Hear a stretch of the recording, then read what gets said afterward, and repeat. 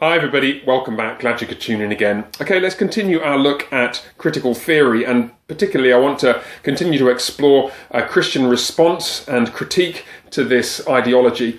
I want to structure the next 5 videos, seems rather a long way to be getting ahead of ourselves, but we'll give it a go. The next 5 videos by critiquing 5 of the most significant ways in which critical theory and the specific forms of this ideology are making headway in the world around us. And that will allow us to explore what it is that you're actually seeing as you look around you on social media, if you do, and certainly in the world around you and in your workplace, and from perhaps even friends and relatives and so on who've been influenced by this ideology. Those 5 ways in which critical theory seems to be making progress, and we'll look at these in turn, are first, ceaseless activism. Second, a distorted and deliberately manipulative use of language, which acts, thirdly, as a kind of Trojan horse, bringing with it a whole array of bureaucrats and administrators who are able to ingrain this ideology in the structures of organisations. Fourthly, no platforming. And fifthly, actual physical violence. We'll look at how critical theory openly and specifically employs these 5 means to forward its message, and the reasons it does so and how we should respond to it in the next 5 videos. So first up, the ceaseless activism of proponents of critical theory in all its forms. Sometimes this is stirred up by explicit workshops and seminars and training courses and so on, especially in academic contexts, at universities, in the public sector and government institutions, and increasingly actually in larger private companies as well. And sometimes you get it in charities and non-profit organisations. Even some churches have bought into this ideology and are bringing in people to run workshops with the aim of stirring up people at the grassroots, so to speak, who may not be fully bought into the ideology, but are nonetheless struck by features of it. And they are then in a position to push strands of this thinking in the various contexts in which they have friends and work colleagues and so on. This raises an important point that we mentioned a few videos ago. Not everybody who you encounter who seems to be endorsing something which sounds a bit like critical race theory or critical gender theory or something like that, not everybody who you hear who sounds like that will be a fully card-carrying endorser of every single plank of the manifesto, so to speak. They may just have been captured by 1 or 2 strands of it. They're not necessarily a bad actor. They may be naive. And hopefully exposing some of this stuff will reduce the danger of that naivety. But they're being manipulated effectively into being grassroots activists for this movement. And that activism then takes place sometimes on the streets, in campaigns and marches and with signs and graffiti and that kind of thing. Sometimes the graffiti is infrastructural and actually not really graffiti at all. It's put there by the local authorities. If you walk down the street here in London, our local zebra crossing has been replaced. Just in case you don't know, a zebra crossing is a marking on the road which means that pedestrians have right of way in a certain section of the roadway, so cars have to stop. And it's a series of black and white stripes about 2 feet wide that run parallel to the direction of the street. Well, our local zebra crossing has been replaced. It's no longer black and white. It's a swirly rainbow, which apparently has the same traffic significance, the same legal significance. You're still supposed to stop if you're driving your car, and you still have right of way if you're a pedestrian, but of course it has a rather different ideological significance. Social media is another context in which the activism takes place, and 2020 has been quite a year for social media, hasn't it? Because the confinement that we've seen of many people across the Western world because of COVID-19 has dramatically increased the extent to which people live their entire lives online. And if you're not in the social media world, then I'm not particularly encouraging you to be, but if you're not, then it may surprise you to learn the extent to which many people actually live their entire lives almost. All of their relationships are mediated through that context. And so the stuff they do on social media really feels as real as it gets to them. And it's quite common actually to find people who really regard themselves as having a mission to forward a certain agenda, and the way that they do that is simply by posting stuff on Twitter or Facebook or Instagram or whatever it is. That's what they do in life. It's the raison d'etre of their existence. It's what they feel called to, and they feel a kind of moral imperative to drive that agenda forward in those contexts. Now, that leads to a couple of background considerations which help us to explain how this grassroots activism is getting so much traction. Remember, for critical theory, differences of opinion are a moral imperative. They're not the kind of thing about which we can just agree to disagree. And as Christians, it's interesting because there are many things about which we would say, yes, a difference of opinion is a moral imperative. And yet there are many things also where we'd want to say, well, we can agree to disagree on that. And even things where we do think the issues are very significant, we can still have friends who have different opinions from us. I have friends who are Muslims and friends who are Buddhists and friends who are atheists. And that we have huge differences of opinion, but I don't make the thing on which we disagree a battleground for every encounter. Well, it's hard for somebody who's bought into critical theory to avoid making everything a battleground, because everything is a moral imperative. Every difference of opinion has the force of, every difference of opinion about the matters with which critical theory is concerned has the force of a moral imperative. If you don't agree, you're actually evil.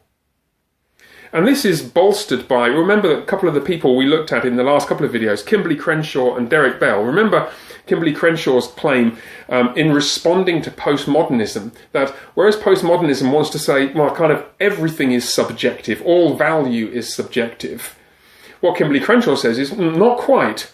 There is something that is objective, and that is the fact of oppression. Oppression is objectively real. It's the only objectively real thing. And therefore, if you're bought into that strand of the ideology, the thing that looms, not large, but massive in your landscape is the reality of the oppression around you. And you cannot allow yourself not to speak, indeed to shout about it from the rooftops at every opportunity. So you can see why people seem driven to hysterical hyper-reactions, sometimes in relation to significant events, but sometimes in relation to quite insignificant events on college campuses and so on, by their commitment to critical theory. The reason is because it's a difference of opinion and it concerns oppression, and it's a moral imperative to respond to it. That's all the more so because of Derek Bell's claim. Remember Derek Bell, the legal scholar, Harvard University professor, where he claimed racism in particular is inescapable. Not that it's okay because it's inescapable, but that it's the ordinary state of society. We can't imagine a situation in which it didn't exist. The question is not, is this a racist office environment? It is a racist office environment, and the question is, how exactly are you being racist? Now, this helps to explain some of the work of one well-known modern writer associated with critical race theory in particular, Robin DiAngelo. Now, she's written a very influential book a couple of years ago, White Fragility, which topped the New York Times bestsellers list for over a year after it was released in 2018. And that book has generated, or it's been part of generating, a huge and rapidly growing industry of these training workshops and seminars and so on that I spoke about earlier. And she runs actually quite expensive training courses all over the United States and I think the world for companies and organizations in order to train them in critical race theory and in effect to produce activists in those environments.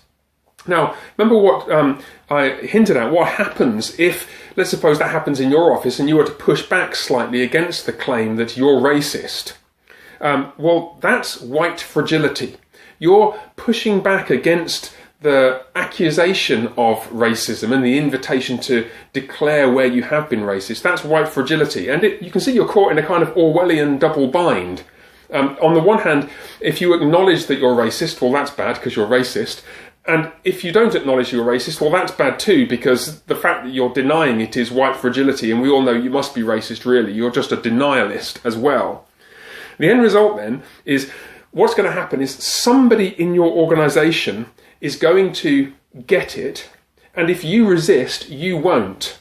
The person who gets it will be promoted to a position of administrative prominence in relation to these issues, more on that in a couple of videos' time, and then they're going to be able to control company policy and you're going to be on the receiving end of it. So the sad fact is, actually, people are going to lose their jobs.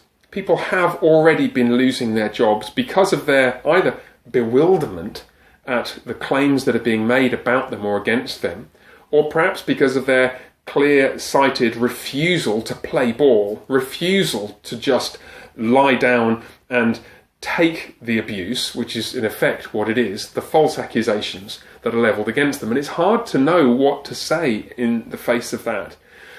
It's tremendously painful to contemplate friends of ours, even people we don't know, losing their livelihoods when they're accused of holding reprehensible views that they in fact deny. But they're losing their livelihoods because they refuse to cut with the grain of this ideology.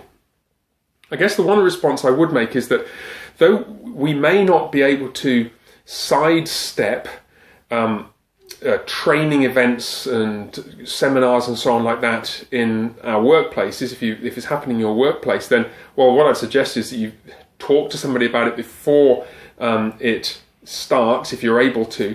Talk to someone at church, give me a shout, or talk to somebody else in your organisation whom you could ask questions about what's the purpose of this. You may not be able to sidestep that, but there are things you can sidestep. It's not necessary for us to engage face-to-face with the public marches and with the constant noise on social media. I think the book of Proverbs would have something to say about the wisdom of answering a fool according to his folly in those kinds of situations. Actually, this touches on the sort of thing we've been thinking about on Thursday nights in the book group when we've been reading Out of the Ashes, where as Christians what we want to affirm is that the way that we want to change society does not consist in social media ranting or engaging with marches in the streets.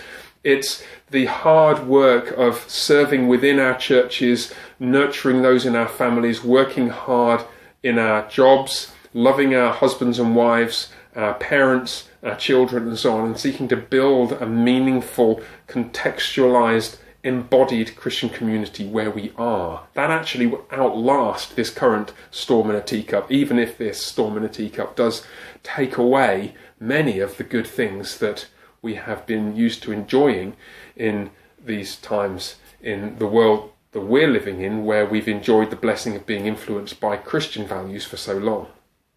Okay, I think that's probably enough on that subject. We'll turn in the next video to the second facet of critical theory's way of making headway in the world. For now, the Lord bless you, and I hope to see you very soon. Bye for now.